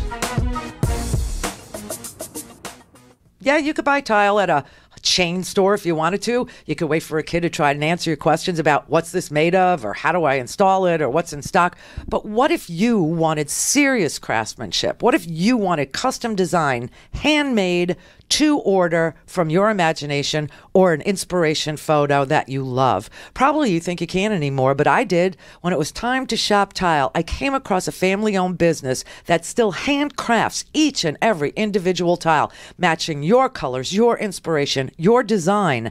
Tempest Tile Works. They're based in Portland, Oregon, and they still handcraft the most magnificent tile. Let them match to your fabrics or to your countertops or to anything you can envision for your bath or kitchen.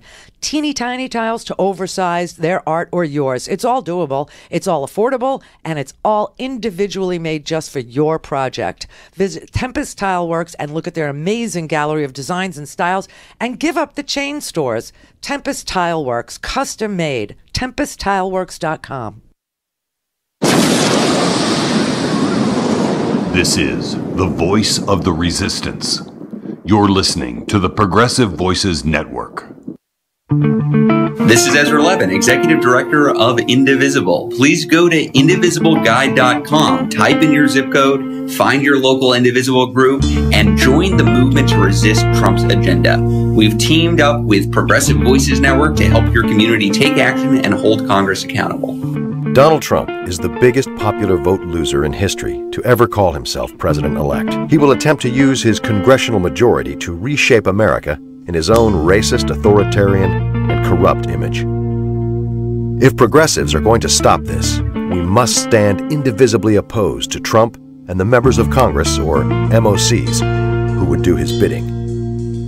Together, we have the power to resist.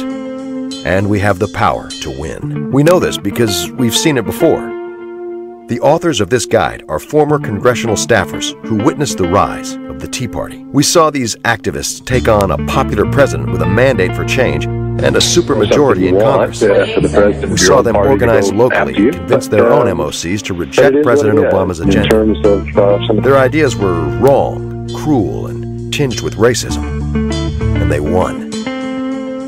We believe that protecting our values, our neighbors, and ourselves will require mounting a similar resistance to the Trump agenda, but a resistance built on the values of inclusion, tolerance, and fairness. Trump is not popular. He does not have a mandate. He does not have large congressional majorities. If a small minority in the Tea Party can stop President Obama, then we, the majority, can stop a petty tyrant named Trump. Take action and hold Congress accountable. This is Ezra Levin on the Progressive Voices Network, asking you to join the millions who decided to become part of the movement to resist Trump's agenda. Check out indivisibleguide.com to start resisting on your home turf. Keep listening for more ways you can get involved. This is the voice of the resistance. You're listening to the Progressive Voices Network.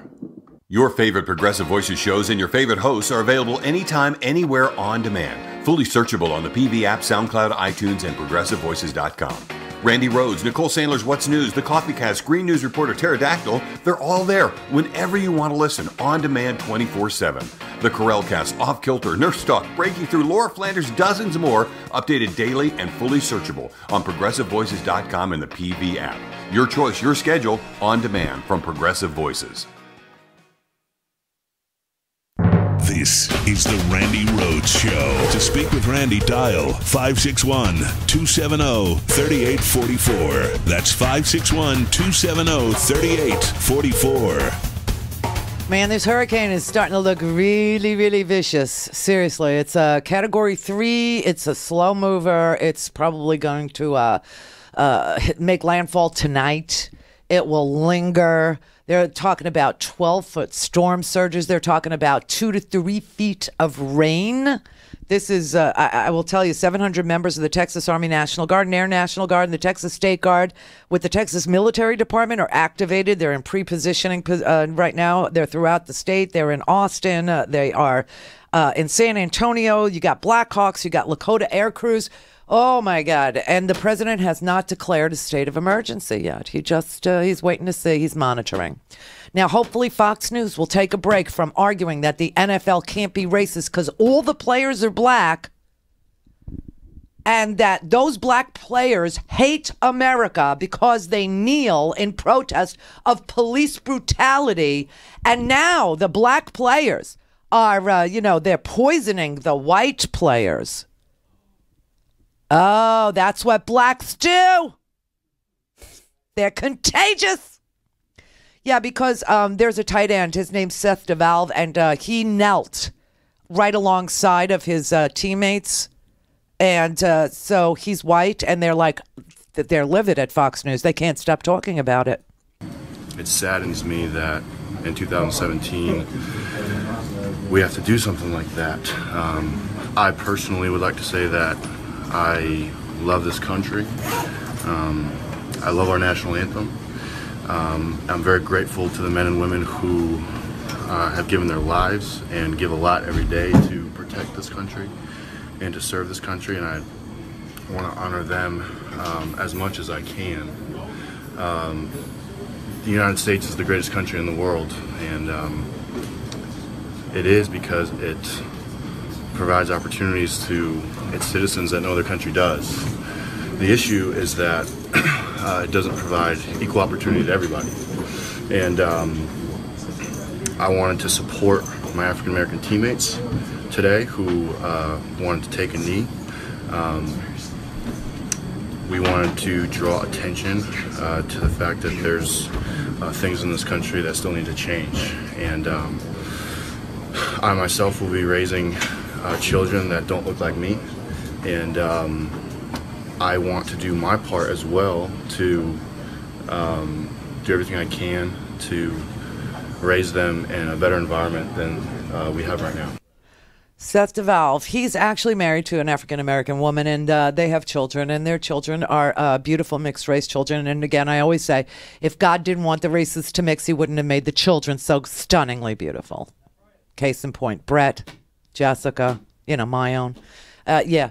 So, but Fox is, obsessing about all this. We're only 2 weeks in the NFL preseason. Already many of the league's richest players have gone out of their way to let you know how much they hate your country. On Monday, a dozen members of the Cleveland Browns refused to stand for the national anthem because racism or something. He's disgusting. They are disgusting. This is a disgusting channel full of disgusting ideas and disgusting people perverting the news. I mean, apparently, according to Fox News, if you have a couple of shekels in the bank, you're free of racism in this country. Nobody's going to bother you. Wow. What bubble do you live in, Tucker? Really? Can you not remember when Catholics were persecuted in this country? Can you remember a recent history where America didn't want to even elect a Catholic president? And he had to profess his undying love for the nation? And then we had a Cuban Missile Crisis and he was unbelievably fabulous? What is wrong with you? And how many children do you have? And why don't you want to provide them a better world than the one that we had to grow up in? Seriously, dude, you're old enough to remember your parents sitting around a card table talking about the kids you had to go to school with and how they were going to send you to Montessori so you didn't have to mix. What's wrong with you? They are disgusting. Vicky in Mexico. Hola.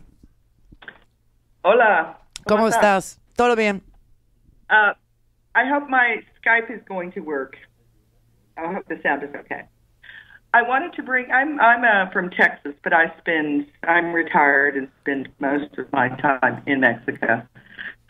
But I've been watching what's happening in Texas, of course, because I have family, friends.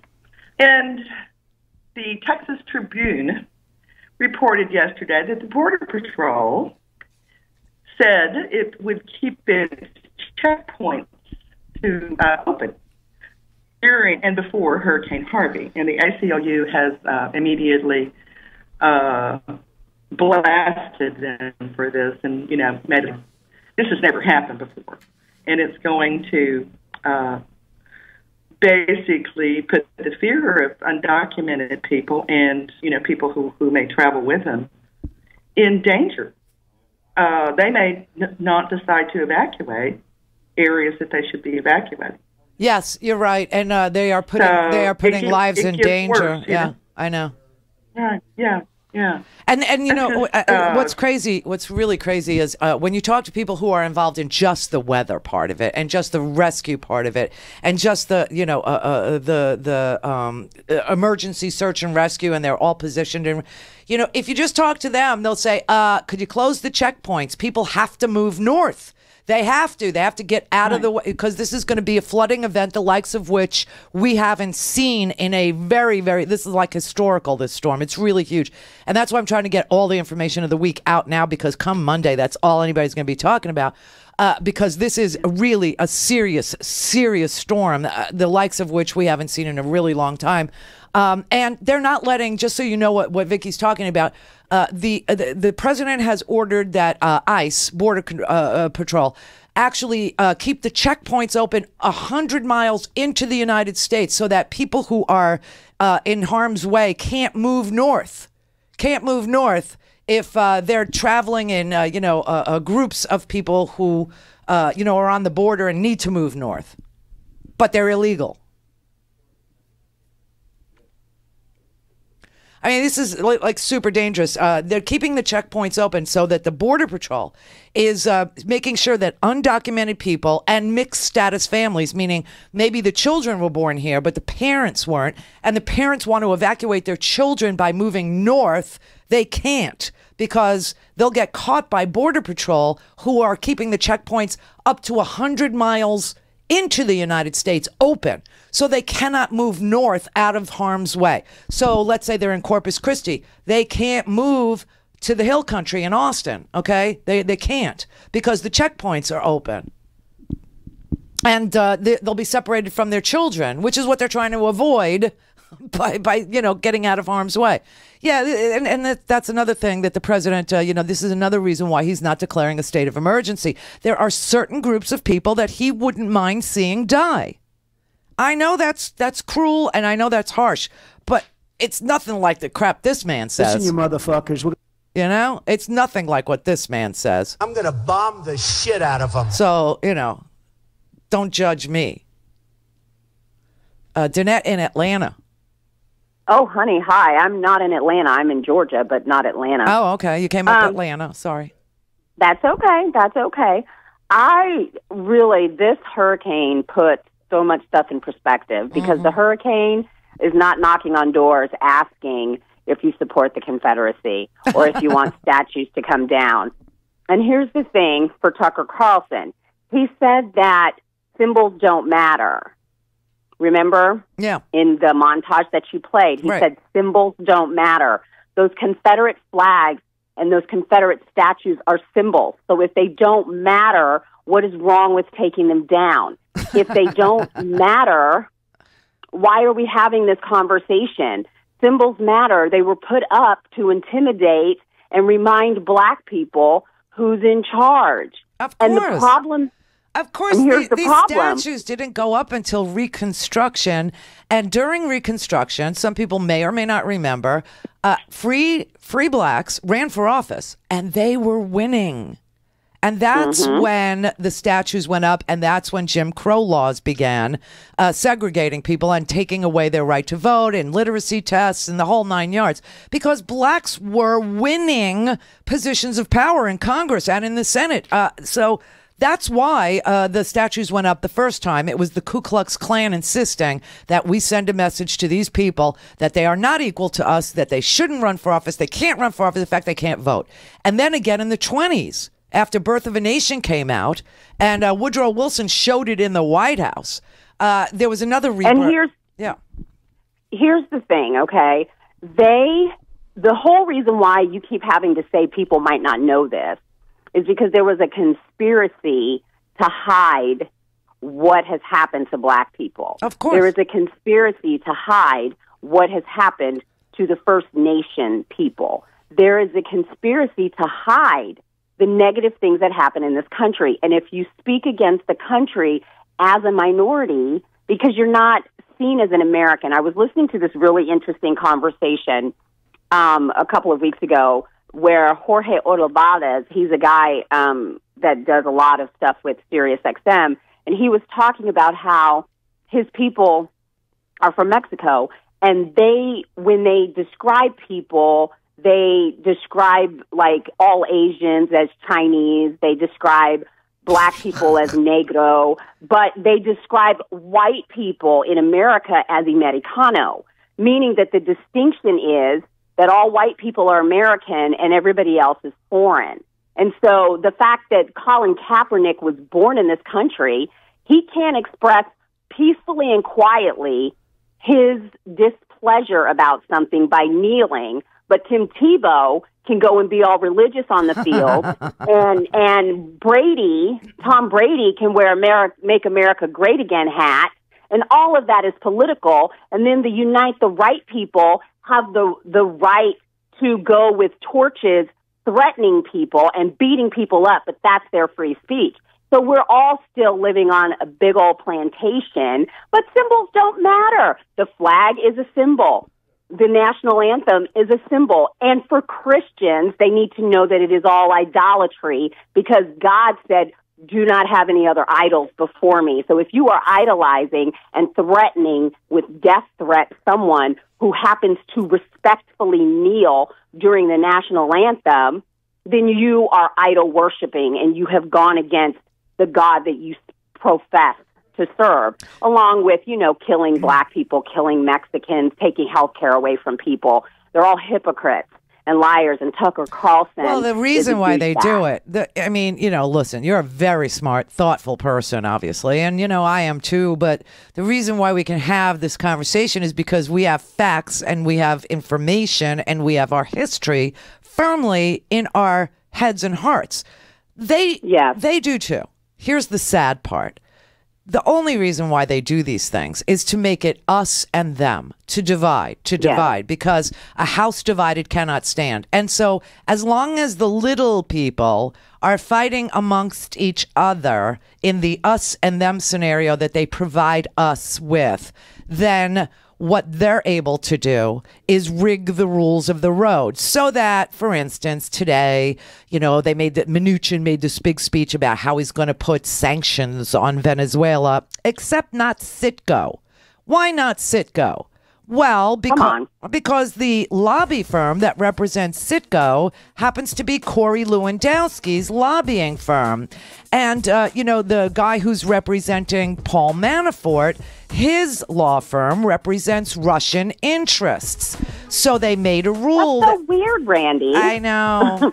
So, I just don't. But here's the message. In the end, the message to these people who support this man who's dividing us like this along racial lines, ethnic lines, religious lines, color lines, whatever, rich and poor, and, the forgotten man and the remembered man, whatever. They're doing it so they can rig the rules, okay? So they can give tax cuts to the wealthy, so that they can take... They're stealing America. They are stealing America right out from under us. And I really believe this president is looking forward to bankrupting this country by hook or by crook, because in bankruptcy, he knows how to steal. He's always... That's his forte. It's what he's good at. Come on now. Thanks, Danette. Have a great weekend, Randy. You too, honey. Thank you. Thank you so much. Love her. Love her. Let me just say goodbye. Michelangelo, I gotta go. Yeah. Hi, Randy. Okay, bye. Wayne, I gotta go. Okay, next time. Next time. We got the best listeners. Please support the show. Please, please, please. End of the month. Trying to pay everybody is not the easiest thing I've ever tried to do. It's not the hardest either, though. So we'll get it done. But I love you. Thank you very much. God bless you, Texas. I never thought I would live long enough to say that, because I've lived in East Texas, North Texas, South Texas, West Texas. But please take care. Louisiana as well. We're thinking of you all weekend. Hopefully your president will do the right thing by you, because you voted for him. But not everyone did. And that's what worries me. Okay. Go to RandiRhodes.com for the whole thing and a podcast. Buy a stinking podcast.